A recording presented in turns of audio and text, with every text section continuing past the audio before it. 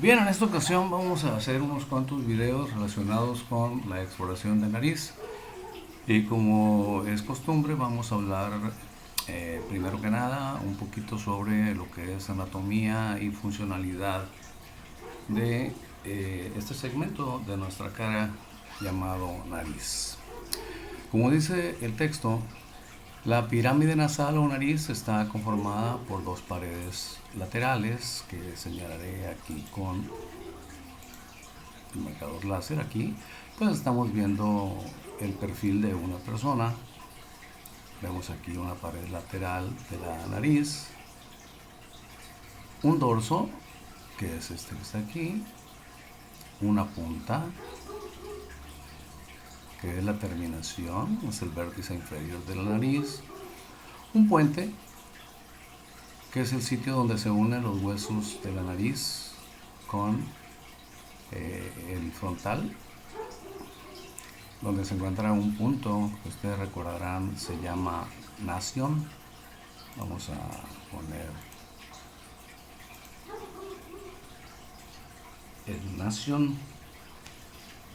Ahí se articula hacia arriba los huesos propios de la nariz con el frontal y hacia abajo con los cartílagos laterales de la nariz. El nación.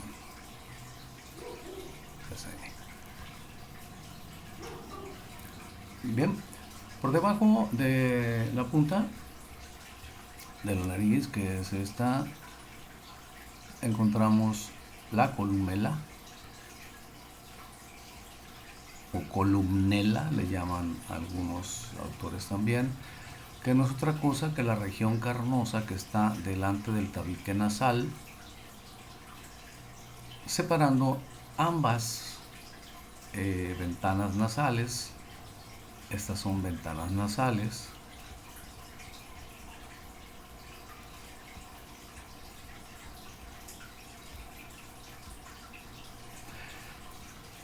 Y esta región de aquí recibe el nombre de alas de la nariz. ¿Okay? Las ventanas nasales también las podemos llamar narinas. Y entre las narinas y por debajo de las ventanas nasales está la región del vestíbulo. El vestíbulo nasal, que es esta región amplia que está aquí dentro, donde podemos encontrar ya en personas adultas unos vellitos que reciben el nombre de vibrisas, que tienen una función protectora para que el aire que inspiramos en esa región, que generalmente está húmeda por la producción de moco, ahí las impurezas que atraviesan por ahí se queden pegadas en esos vellitos y no entran al aparato respiratorio. Bien, eso es en lo que se refiere a esta visión lateral. Cada lado a su vez puede ser dividido en el vestíbulo nasal, que ya dijimos, y la cavidad nasal propiamente dicha. El vestíbulo nasal, ya comentamos, es esta región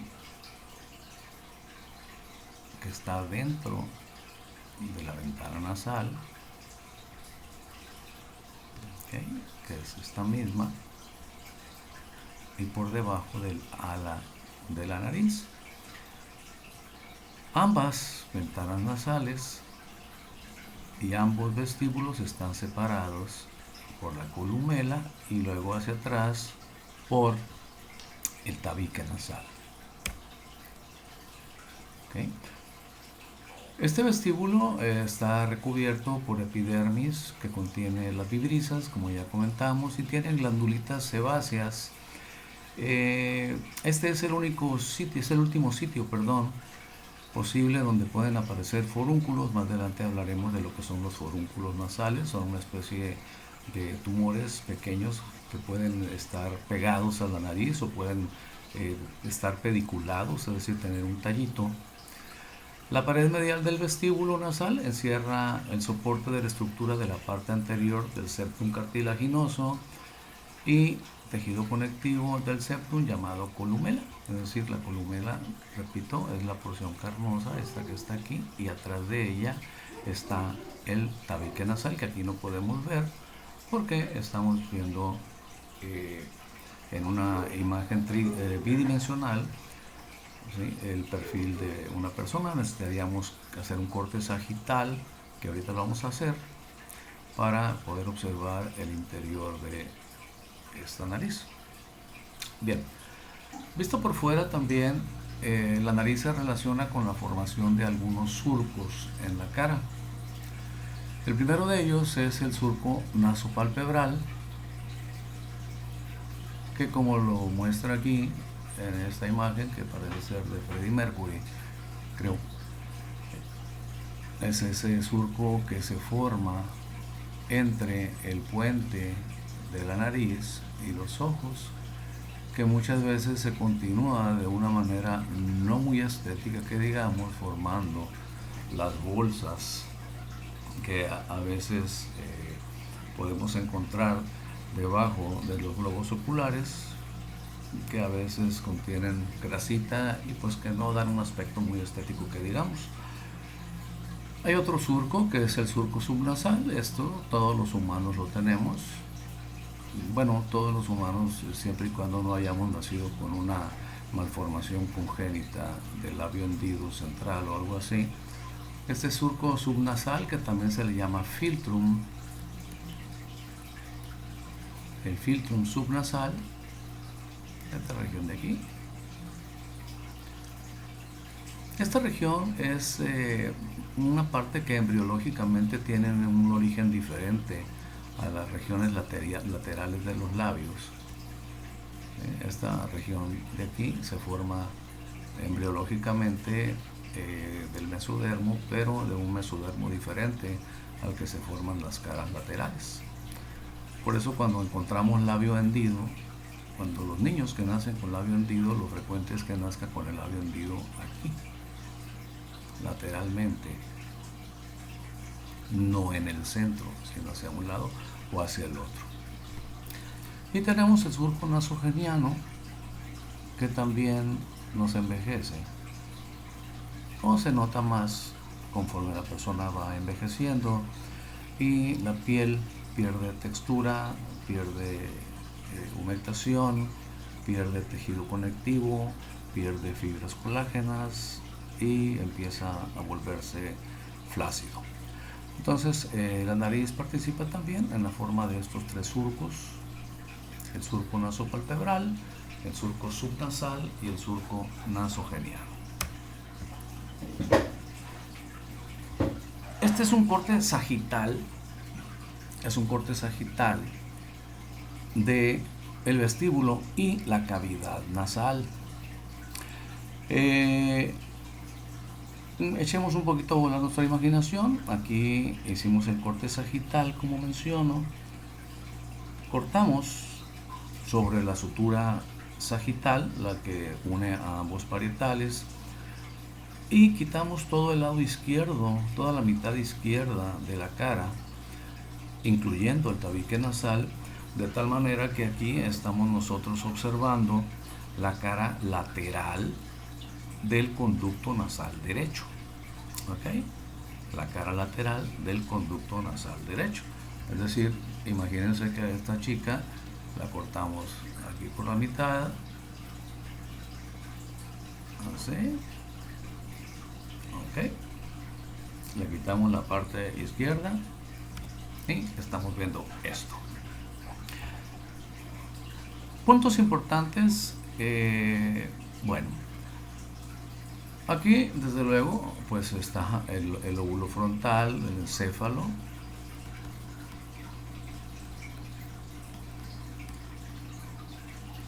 Acá pues tenemos las meninges. Aquí vemos una de ellas, que muy probablemente es la dura madre con la aracnoides y luego el desplazo subaracnoideo, pero no nos vamos a meter ahorita con eso. Vamos a hablar específicamente de lo que es el vestíbulo nasal, el conducto nasal y la rinofaringe.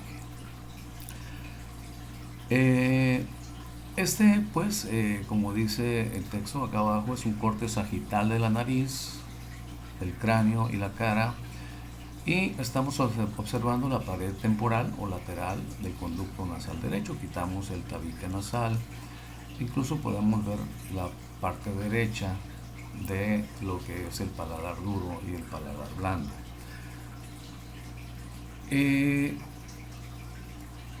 Esta región de aquí es el vestíbulo. Aquí está el vestíbulo nasal del lado derecho, que es la región que está por debajo del ala de la nariz del lado derecho. Aquí es donde en los adultos, en las personas adultas, ya podemos encontrar los vellitos que se llaman vibrisas, que decíamos tienen una función protectora, ¿no? Una función protectora, pues, no muy espléndida que digamos, porque realmente no es tanto lo que se puede detener ahí, pero bueno, de algo sirven. Atrás del vestíbulo nasal ya está el conducto nasal. En el conducto nasal destacan 3 prominencias óseas que aquí tenemos numeradas. Con el número 1 tenemos el cornete superior, con el número 2 tenemos el cornete medio y con el número 3 tenemos el cornete inferior.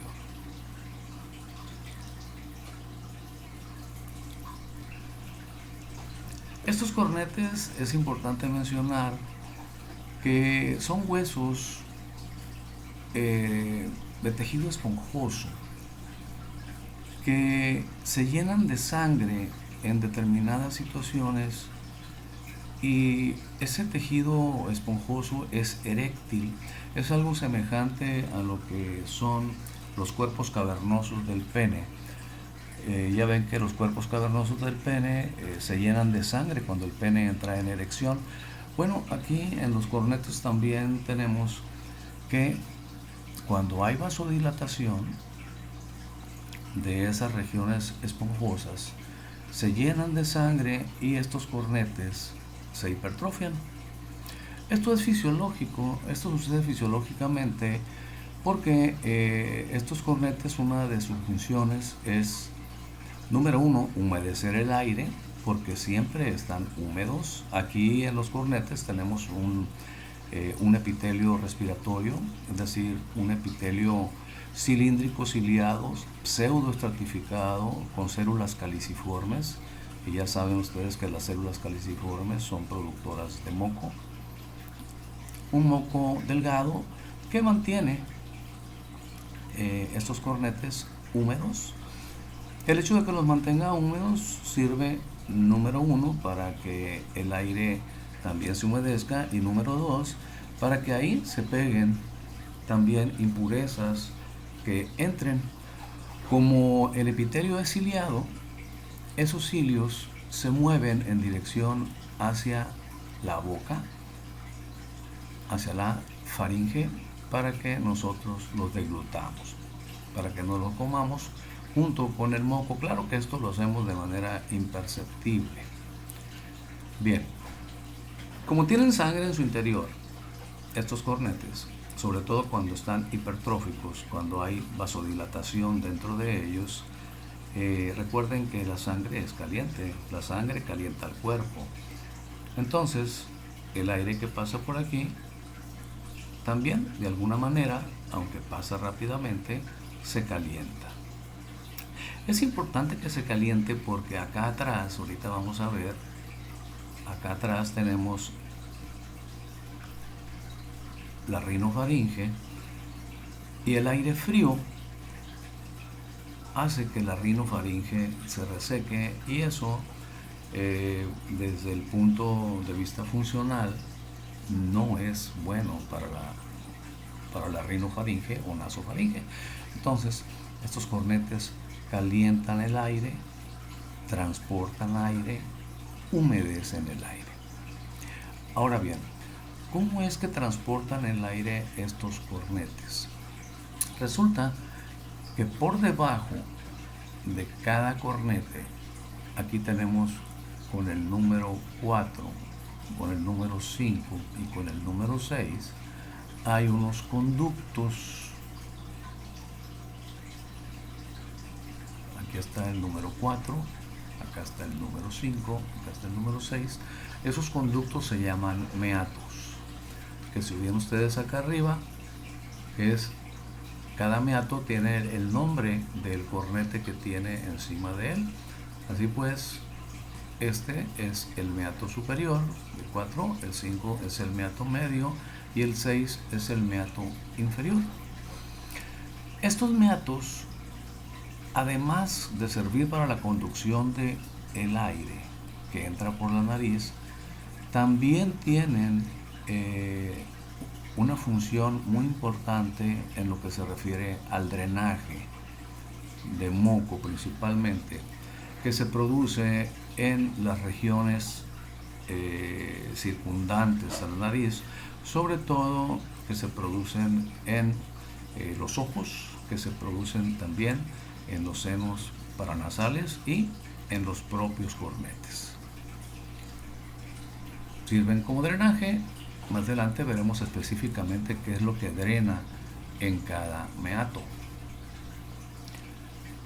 El sitio donde terminan los meatos, que está aquí con el número 8, recibe el nombre de coanas. Las coanas. Las coanas es la parte final del conducto nasal y es el sitio que se comunica con la rinofaringe, que aquí la marcamos con el número 9. En la rinofaringe tenemos dos estructuras muy importantes. Una de ellas es la amígdala faríngea, que es esta que estoy marcando con el puntero, que está por debajo del hueso esfenoides. Y esta amígdala faríngea pues es un órgano linfoide secundario, es decir, es un órgano que almacena linfocitos, pertenece al sistema inmune y que puede ser presa de infecciones con relativa facilidad e hipertrofiarse.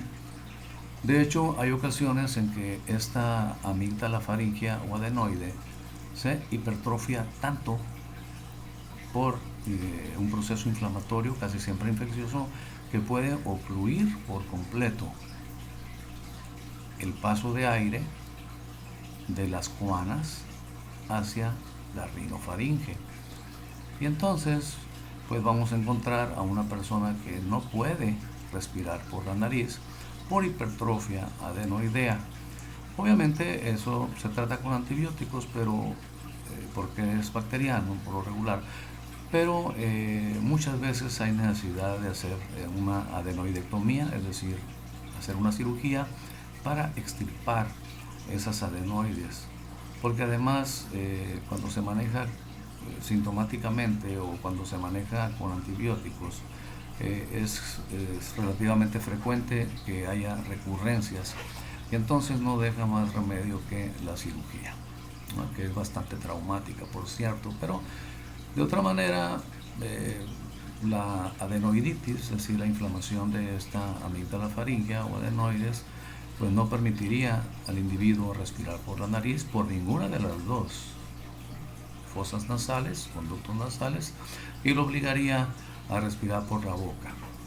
Entonces son individuos que siempre andan respirando por la boca, siempre tienen la boca abierta y dan un aspecto que ya se ha mencionado en el capítulo de facies, la facies adenoidea o facies de idiosia. Bien, aquí por el número 9 pues es la rinofaringe y la otra estructura muy importante que tenemos es la desembocadura de la trompa de Eustaquio.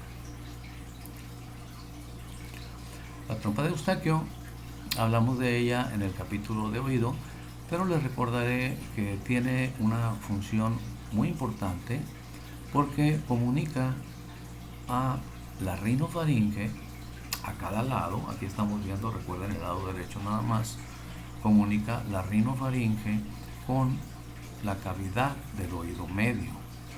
El oído medio, recuerdan, que está limitado hacia adelante por la membrana timpánica y hacia atrás está limitada por la bóveda del oído interno, la ventana oval, y dentro de ese oído medio pues tenemos los huesecillos que son el martillo, el yunque y el estribo, que vibran con los sonidos. Bueno, en ese oído medio, en las paredes del oído medio, que también hay un epitelio de tipo respiratorio, productor de moco, se está produciendo moco constantemente y ese moco tiene que drenar hacia la rinofaringe por la trompa de Eustaquio para luego ser deglutido de manera constante e inconsciente. Es decir, no lo sentimos, porque es algo que se lleva a cabo de manera escasa en cantidad, pero progresiva, o mejor dicho, continua, porque siempre estamos produciendo moco ahí. Por otro lado, además de servir como drenaje de moco, esta trompa de Eustaquio, que insisto, aquí estamos viendo la del lado derecho, también sirve para equilibrar las presiones entre la cavidad timpánica o cavidad del oído medio y la atmósfera. Para ser más claros, entre esta región de la rinofaringe, que tiene la misma presión que la presión atmosférica, y el interior, en el oído medio, donde la presión debe de ser igual que la atmosférica, porque si no, como ya lo vimos en el capítulo de oído, pues vamos a tener problemas de audición, vamos a tener problemas de drenaje. Cuando esta trompa de Eustaquio se obstruye, pues por un lado no hay desagüe de moco y por otro lado la presión dentro del oído medio puede ser más alta que la atmosférica, en cuyo caso la membrana timpánica se verá abombada y dolorosa, lo cual se le llama barotrauma.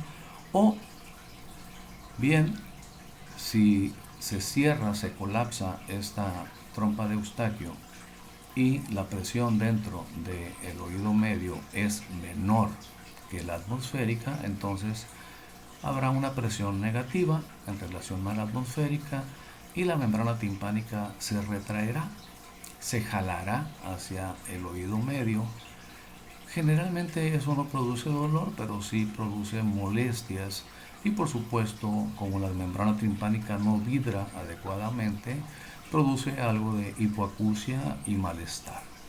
Entonces, aquí con el número 10 tenemos la trompa de Eustaquio, la desembocadura de la trompa de Eustaquio, una región muy importante de drenaje de moco del oído medio y de un equilibrio de las presiones atmosférica y presión del oído medio. Bien, la nariz pues tiene funciones muy específicas. Como vemos aquí, una función es la función de conducir el aire, es una función, pudiéramos decir, desde luego, respiratoria. Por ahí entra el aire, que podemos meterlo por la boca también, pero la nariz pues es el sitio por donde debemos meter el aire, porque ahí en los cornetes, en los meatos, etcétera, hay estructuras que calientan el aire, que lo humedecen, que lo conducen. Y por otro lado, además de ser una región conductora del aire, también la nariz, pues no podemos negar que tiene una función estética, ¿no? Desde luego. Claro que esta es una función secundaria, pero no deja de ser una función de la nariz. ¿Sí? La nariz que ocupa el centro de la cara, como vamos a ver más adelante en la clasificación de la nariz, pues desde luego tiene una función bastante estética. Por eso es que hay tantas personas que con esos fines se operan la nariz. No porque tengan una disfunción en ella, sino porque más bien tienen un problema de complejo o un problema de autoestima debido a que su nariz pues no les gusta y pues quieren modificársela. La otra función importantísima que tiene la nariz, desde luego, es la función sensorial, que se refiere a la olfacción. Aquí podemos, en esta figura, observar, al margen de lo que nos dice el texto, podemos observar los cornetes. Aquí está el cornete superior, aquí está el cornete medio, aquí está el cornete inferior, y por debajo de ellos están los meatos, ¿no? El meato inferior, el meato medio y el meato superior. Bien, este es el hueso esfenoides. Y acá tenemos el etmoides. Encima del etmoides, pegadito a la apófisis cristagalli, se acordarán ustedes de la apófisis cristagalli, y encima de la lámina perpendicular del etmoides, tenemos nosotros el bulbo olfatorio. Este bulbo olfatorio es el origen aparente del primer par craneal. Y digo el origen aparente porque su origen real se encuentra a nivel de la corteza olfatoria, que está encima en el lóbulo frontal y parte del lóbulo temporal, pero principalmente el frontal. Este primer par craneal, que es el nervio olfatorio, un nervio 100% sensitivo, pues nace aquí, en este bulbo olfatorio, que está, repito, pegado a la apófisis cristagalli y por encima de la lámina perpendicular del etmoides. Nótese que en esta figura hicimos exactamente lo contrario que en la figura anterior. Aquí quitamos el tabique nasal y estamos viendo, en esta que vimos previamente, estamos viendo la cara interna de la cavidad nasal derecha. Bueno, acá estamos viendo la cara interna de la cavidad nasal izquierda y tenemos exactamente las mismas estructuras, nada más que aquí sí nos está mostrando el bulbo olfatorio. En la anterior no nos mostraba el bulbo olfatorio, pero nos mostraba las celdillas etmoidales, que estoy ahorita marcando de negro, pero de ellas hablaremos más adelante. Aquí vemos las vibrisas, aquí sí nos vemos las vibrisas, aquí está el vestíbulo nasal, okay, aquí están las guanas. Aquí esta es la región de la rinofaringe, desde aquí hasta aquí es la rinofaringe. Aquí estaría la adenoide, que aquí pues prácticamente no se ve ninguna hipertrofia, y acá está la desembocadura de la trompa de Eustaquio. Se me pasaba a mencionar que a un ladito, pegadito a la trompa de Eustaquio, hay un pequeño cúmulo de tejido linfoide que se le llama amígdala tubárica, que forma parte del anillo de Waldeyer. Si nos vamos a la figura anterior, es esta región de aquí. Esta es la amígdala. Vamos a ponerle el número 11. Le ponemos 11. Es la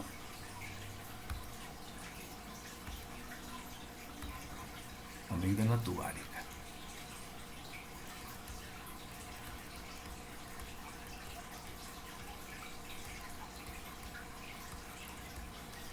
Es la más pequeña de las amígdalas. Recordar que el anillo de Waldeyer, el cual está en el capítulo de boca, está conformado, el anillo de Waldeyer se escribe más o menos así, con W, pero como es en alemán, la W suena como V, Waldeyer. está conformado por la amígdala lingual, perdón, la amígdala tubárica, la amígdala faríngea o adenoides, las amígdalas palatinas que no aparecen aquí abajo, a las que llamamos tonsilas o amígdalas o anginas, y la amígdala lingual que está en la parte posterior de la lengua. Estas 4 estructuras linfoides conforman el llamado anillo de Valdeir. Bien, ok, hasta aquí dejamos este primer video del capítulo de nariz.